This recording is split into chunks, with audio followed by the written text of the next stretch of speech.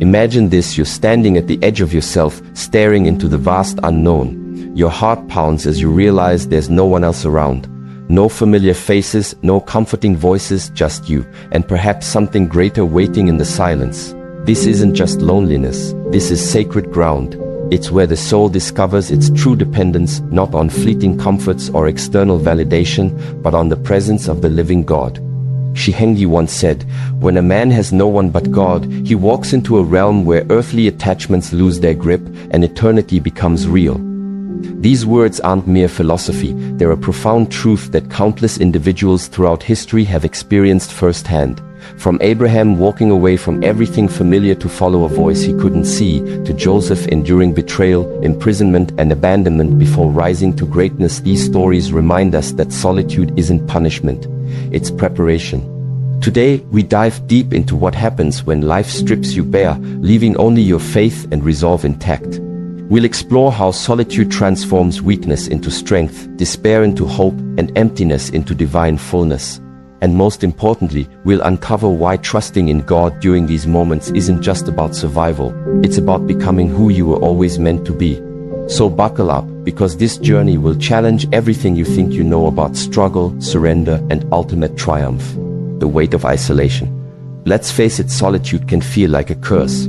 When the world fades away, when friends fall silent, and loved ones don't understand, it's easy to spiral into doubt. You might find yourself questioning whether God even hears your prayers anymore. After all, if He cared, wouldn't He intervene? Wouldn't He speak louder, act faster, or make His presence known in undeniable ways? But here's the thing, God doesn't operate on our timelines. In fact, some of the greatest transformations occur precisely because He allows us to sit in the stillness. Think about Moses, who spent 40 years tending sheep in the wilderness after fleeing Egypt.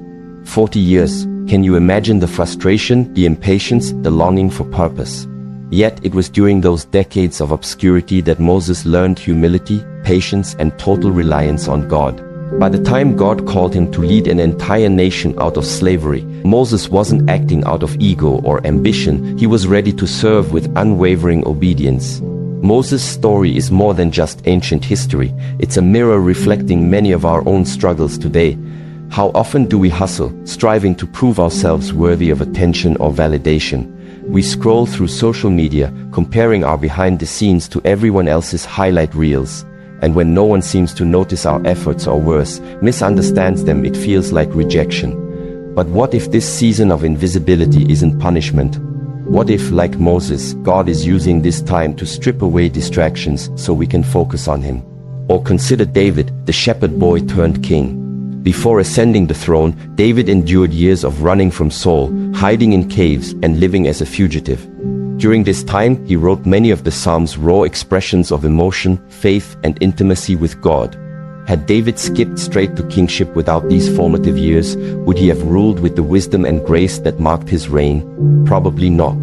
The wilderness wasn't wasted time, it was essential preparation. David's life teaches us something profound. Isolation isn't inherently bad. It's not a sign of failure, but an invitation to grow deeper roots. Imagine planting a tree in shallow soil versus rich, fertile ground. Sure, the tree might sprout quickly in either scenario, but only the one anchored in deep earth will withstand storms. Similarly, seasons of solitude allow us to dig deep spiritually, emotionally, and mentally.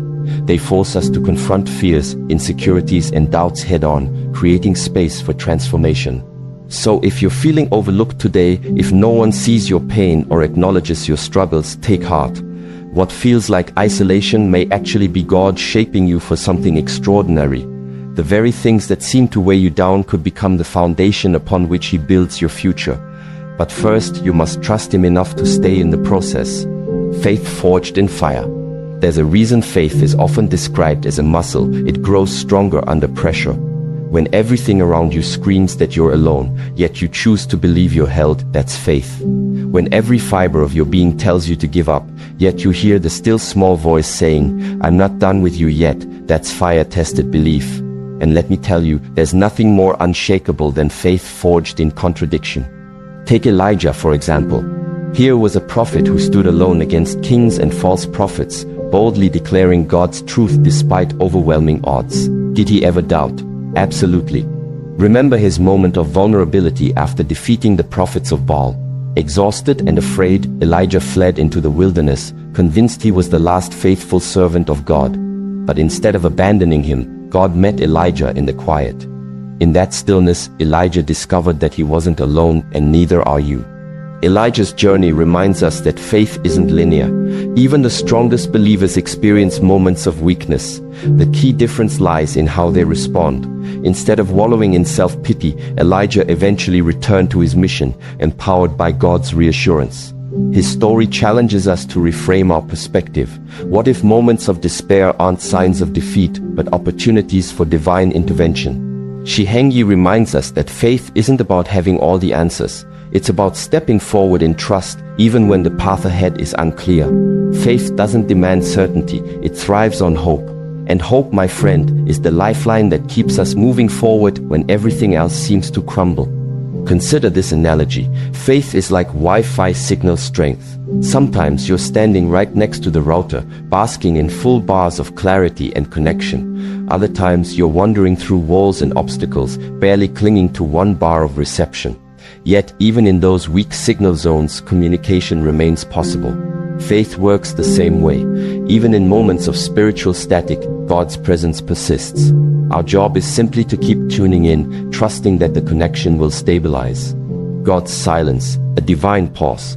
In moments of desperation, it's natural to cry out to God, expecting immediate answers. But what happens when the heavens remain silent?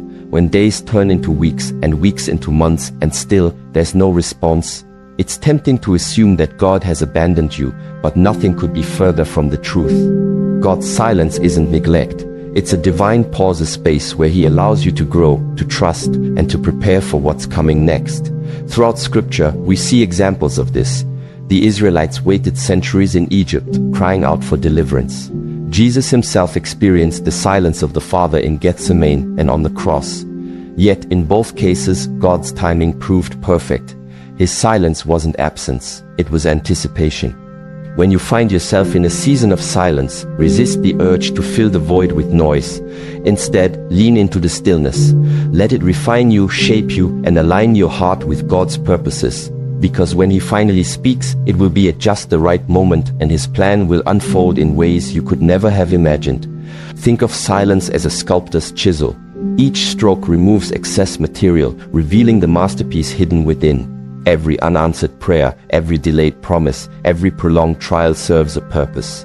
These moments carve away pride, selfishness, and fear, leaving behind a purer version of yourself, a vessel better suited for God's work.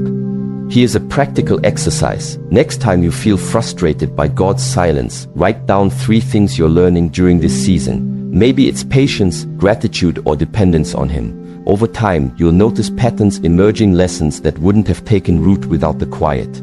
Living beyond the wilderness. Ultimately, seasons of isolation and silence aren't meant to define us, they're designed to transform us. Just as winter prepares the earth for spring, these periods of dormancy set the stage for new growth. Whether you're navigating loneliness, waiting for breakthroughs, or grappling with unanswered questions, remember this: God hasn't forgotten you. He's preparing you. So, embrace the wilderness, trust the process, and above all, hold fast to the truth that God's plans are always good, even when they don't look like we expect. As Jeremiah 29:11 reminds us, "For I know the plans I have for you, declares the Lord, plans to prosper you and not to harm you, plans to give you hope and a future." Grace, the unseen strength. At some point, we all reach the end of ourselves. Exhausted, broken, and stripped of our own strength, we collapse under the weight of our burdens.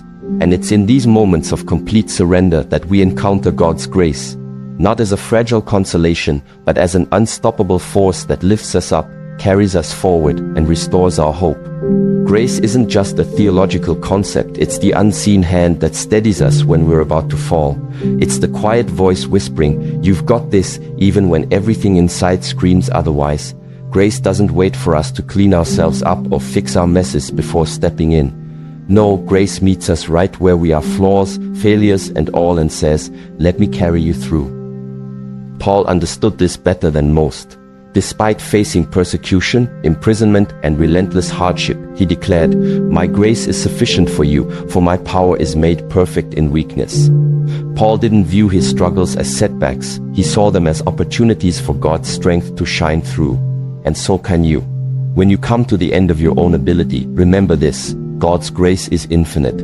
It's sufficient for every trial, every challenge, and every heartache. Think about it. What if your greatest weakness isn't a liability but a doorway? A doorway into experiencing God's power in ways you never imagined. Paul embraced his thorn in the flesh, not because he enjoyed suffering, but because it kept him humble and dependent on God. His story invites us to do the same, to stop resisting our limitations and start leaning into them. After all, it's often in our weakest moments that God shows up strongest. But let's be honest, grace can feel elusive. In the heat of pain or frustration, it's easy to overlook its presence. That's why cultivating awareness is crucial. Start paying attention to the small signs of grace around you. Maybe it's a kind word from a stranger, an unexpected financial provision, or simply waking up to another day. These aren't coincidences, they're glimpses of God's goodness at work. Here's a practical way to embrace grace daily. Each morning, take 5 minutes to reflect on one area of your life where you need divine intervention. Then, intentionally surrender control over that situation to God. Say something like, "God, I don't have what it takes to handle this alone. I trust you to move in your time and your way." This simple act of faith opens the door for grace to flow freely into your circumstances. Living in the overflow of grace. When we truly grasp the magnitude of God's grace, it changes everything. We no longer strive out of obligation or fear. Instead, we serve from a place of overflow. Grace empowers us to love others without keeping score, forgive those who hurt us, and extend compassion to people who may not deserve it. Why? Because we've been recipients of undeserved favor ourselves. Consider how different the world would look if everyone operated from this posture of grace. Imagine workplaces filled with encouragement rather than criticism, families rooted in understanding rather than judgment, and communities bound together by kindness rather than division. This vision starts with each of us choosing to live generously, extending the same grace we've received to those around us. Grace also teaches us patience, not just with others, but with ourselves. Too often, we beat ourselves up for mistakes, setbacks, or perceived shortcomings. But grace reminds us that growth is a process. It's okay to stumble along the way. What matters most is that we keep moving forward, trusting that God is shaping us into the person He created us to be. One powerful example of grace in action comes from Corrie ten Boom, a Holocaust survivor who forgave the Nazi guard responsible for her family's imprisonment. Her decision wasn't easy, nor was it immediate. It took years of wrestling with bitterness and pain before she could genuinely offer forgiveness. Yet when she finally did, it became a testament to the transformative power of grace. If Corrie could forgive such unimaginable atrocities, surely we can extend grace to the people and situations in our own lives. Call to action. Stay engaged. If this message resonated with you, I want to invite you to take the next step. Subscribe to this channel and hit the notification bell so you never miss an update. Share this video with someone who needs encouragement today and join the conversation in the comments below. Let's build a community rooted in faith, hope, and resilience. Together we can navigate the storms of life, knowing that God is always with us, always working, and always preparing us for something greater. Remember, you are not disqualified, too far gone, or beyond repair. You are exactly where you need to be for a miracle to unfold. Keep believing, keep hoping, and keep trusting. Your best days are still ahead. And here's a final thought to carry with you. Grace isn't just something God gives, it's something He invites us to participate in. So, go out and be a vessel of His grace.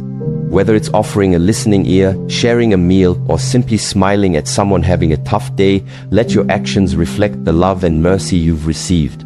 Because when we live in the overflow of grace, we become living proof that God's power is indeed made perfect in weakness. Your story isn't over, it's just beginning.